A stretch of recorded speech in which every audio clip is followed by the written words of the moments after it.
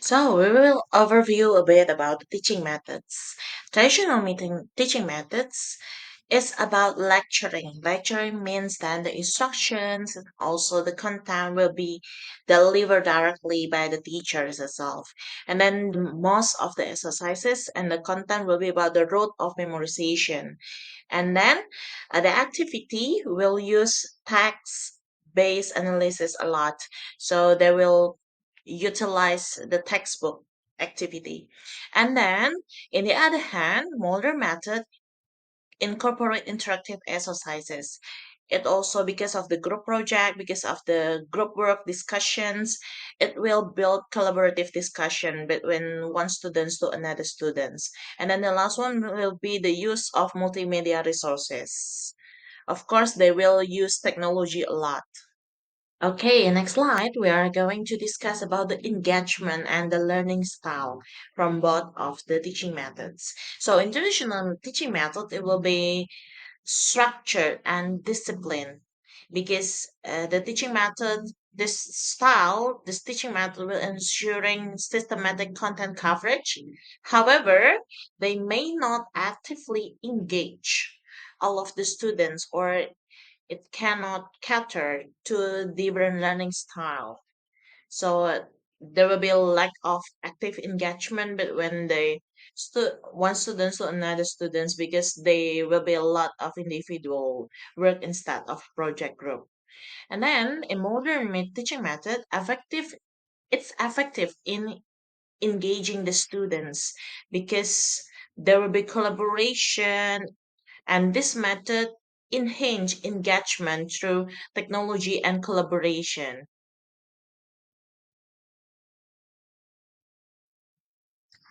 So, the next part, we're going to discuss about technology integration.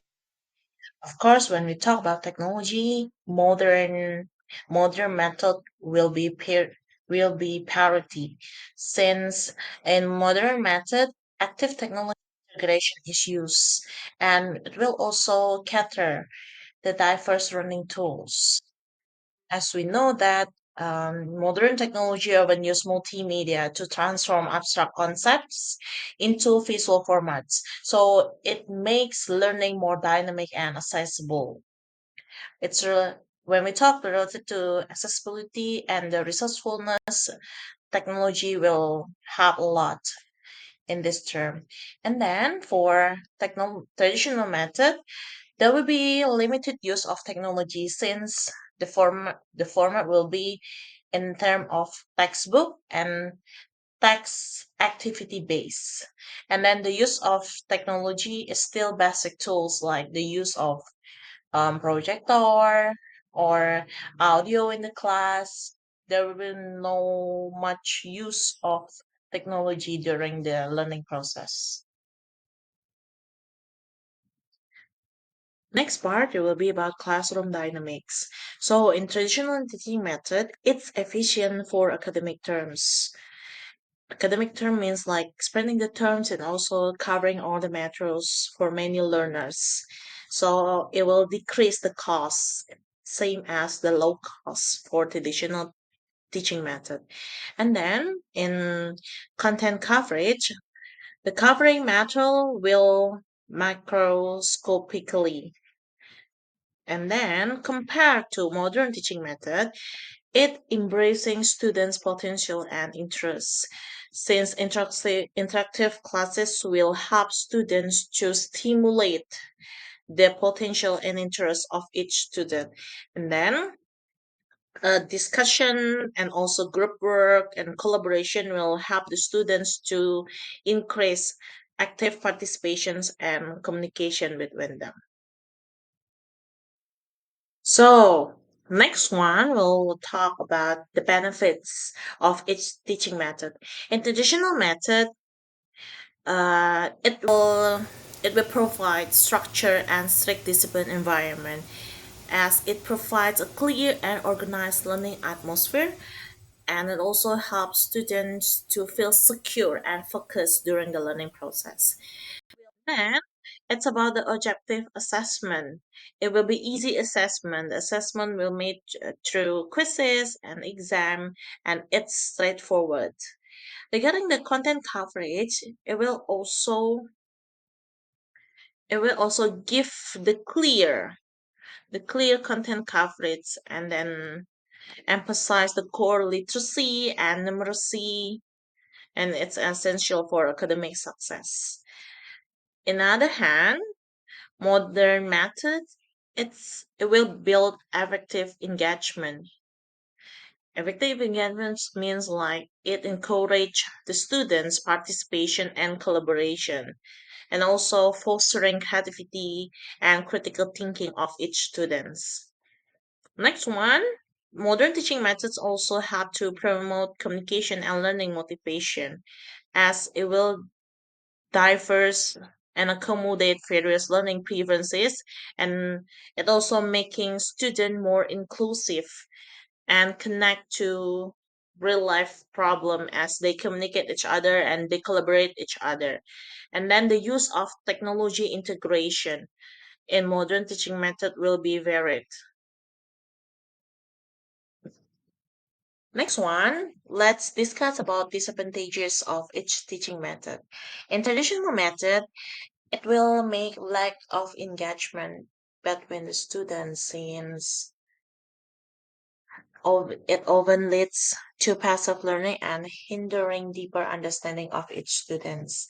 And also, this method doesn't cater diverse learning style because the focus is only for the teacher, so the students need to follow the teacher's instruction and authority.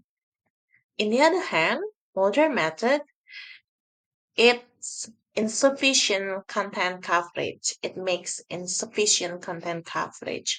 As we know that in modern method, it relies on the use of technology, the reliance of technology, which can be problematic in under research school. So it's also high educational costs.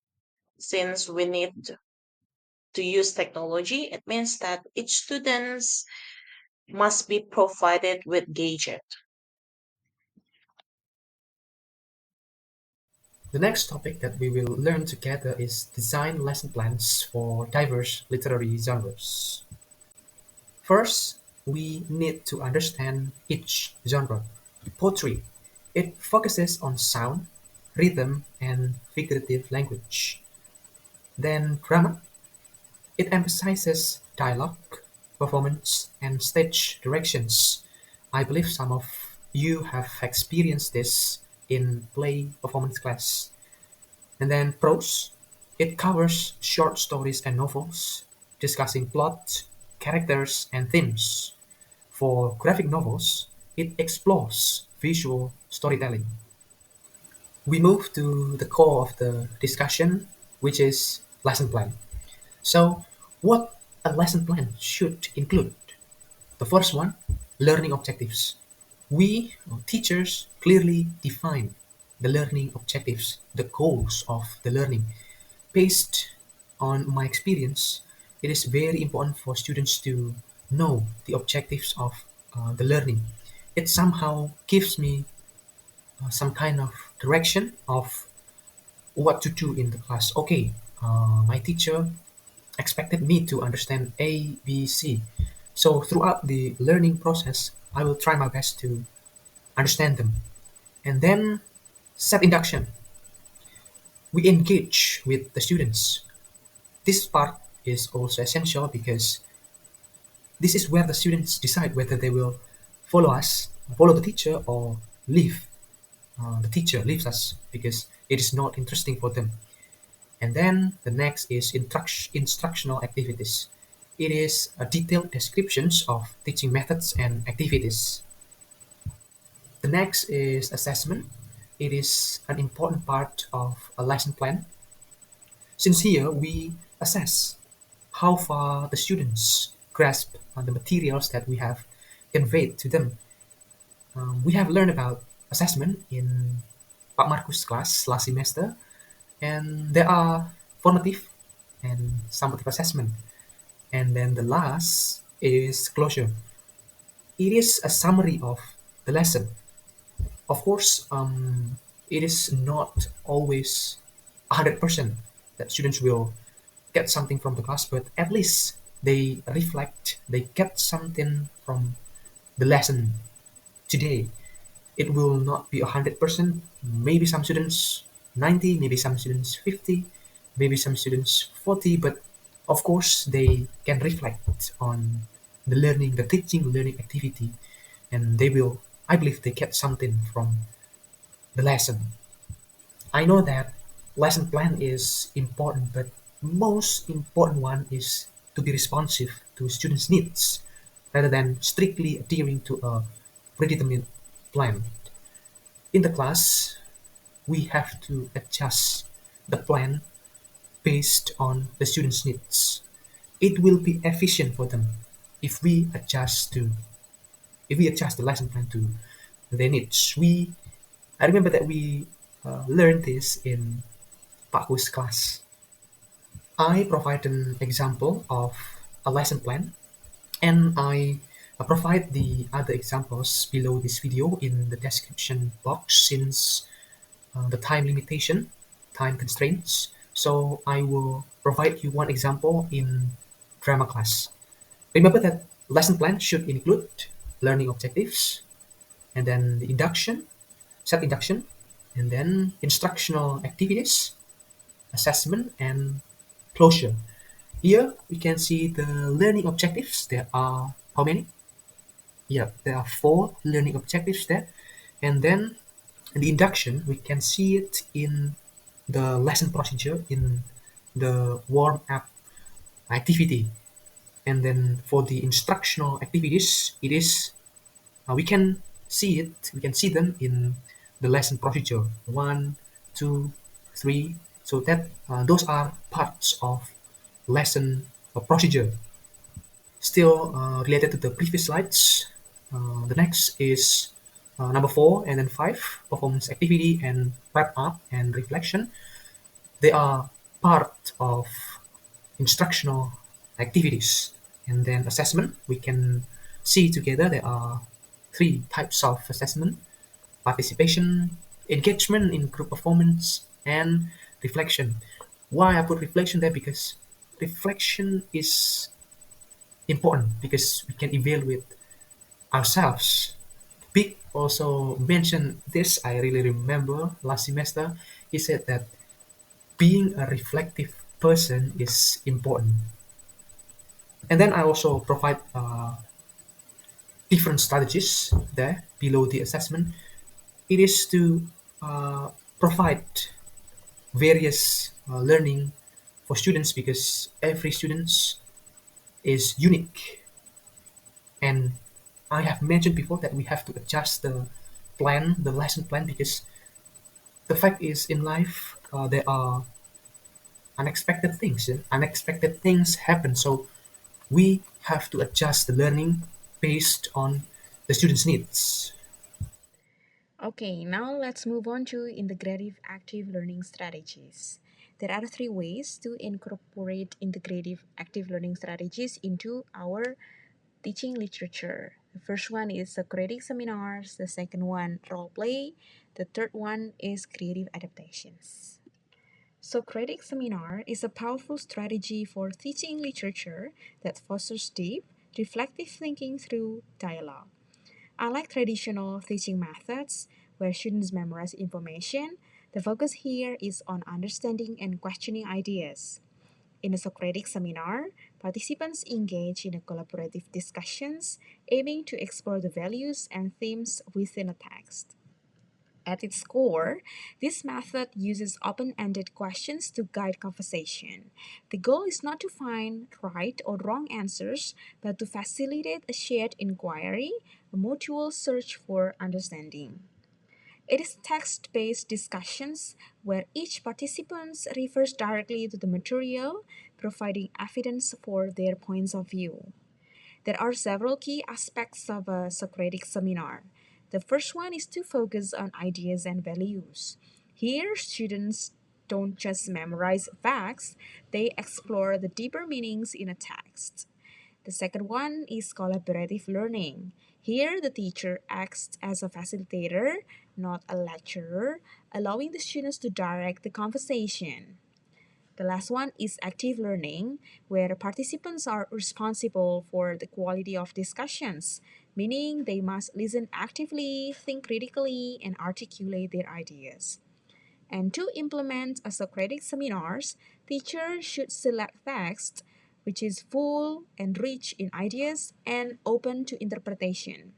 Students also need to prepare by reading the text and thinking about possible questions. The classroom setting should allow for face to face dialogue, such as arranging desks in a circle. As the discussion unfolds, it is crucial to pose probing questions and encourage diverse perspectives. Now let's talk about role play. Role playing is an interactive strategy where students take on characters from a text and act out situations, helping them gain a deeper understanding of the characters' motivations and conflicts.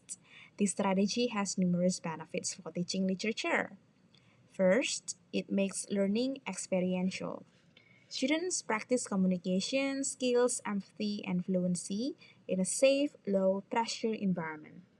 By stepping into different roles, students develop the ability to see things from multiple perspectives. This is especially useful when studying literature, as it helps students understand characters' emotions, thoughts, and actions on a deeper level. For example, when studying a novel like Romeo and Juliet, you could assign students different characters and have them perform scenes focusing on how each character's background, emotion, and motivation influence their actions. Role play also encourages shy students to participate more openly by providing them a mask. They aren't speaking as themselves but as someone else. To effectively implement role play, the first one, you can set clear objectives. You can define what students should achieve, like exploring a character's internal conflict. The second one is adapt materials. Modify the text or choose specific scenes that highlight key themes or conflicts. The last one is use techniques like role reversal. This encourages students to step into the shoes of characters with opposing viewpoints, fostering empathy and understanding. The last one is creative adaptations. Creative adaptations involve using various multimedia and creative projects to enhance students' engagement with literature. This strategy taps into students' creative skills while deepening their connections to the text. Some creative techniques include pre-teaching projects. Before reading a text, students could create presentations on the historical, political, or cultural background of the history. This gives them context and makes the text more relatable. The second one is collections. Collecting images or stamps that represent a country's customs, traditions, cuisines, or attire can enhance students' engagement and learning. Gathering mythology and its references found in literary works can help students become more familiar with the country and its literature, expanding their worldview. The third one is films and dramas. Watching a film adaptation of a novel and then comparing it with the text encourages critical analysis and language developments. Next, we have reading aloud. Allowing students to read text in meaningful chunks can help identify and address reading difficulties, leading to better fluency and accuracy. The next one is computer aided. You can utilize the internet, blogs, websites, and ebooks that can help keep students informed and current in the field of literary studies. The next one, we have author introductions. Students can be encouraged to present a short biography of the author in class. Gathering comprehensive information about the author and their works allows students to gain a deeper understanding of the author's literary world. Some students may write a paragraph about each of the author's work, which helps them better grasp the author background and writing style. The next one, we have creative writing. Students could write alternative endings to a story or craft poems inspired by the themes of the text. This not only helps them engage with the literature but also enhances their writing skills. The last one, we need to focus on students' interests. Lessons become more interesting when teachers focus on topics that capture the students' interests. Before I close this presentation, I'm gonna read a quote from Frederick Douglass. Once you learn to read, you will be forever free. Thank you.